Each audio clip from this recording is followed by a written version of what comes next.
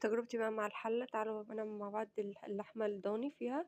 معانا بصلة وتوم، ناخد اللحمة ونشوحها زي ما انتوا شايفين كده في الحلة الضغط اللي انا بعمل فيها. وهناخد نقلبها لحد ما تشوح. اول ما غيرت لونها هنزل عليها بمستكة وحبايين ورق لوري والبصل والقوطة والثوم والبهارات. هتبقى قرفة وجنزبيل وشوية بهارات لحمة، وهنزل بيهم برضو في شوية فلفل أسمر، وهنزل بمية مغلية واسيبها لحد ما تشرب. اسيبها لحد ما تغلي. نقفل بقى الحلة ضغط زي ما انتوا شايفين كده. وزي ما انتوا شايفين صمام الأمام بيطلع اهو بخار قدامكم اهو، لازم يطلع الصفارة دي. وصمام ما تفتحوش ده أبدا. أول ما فتحناه نبعد عنه خالص.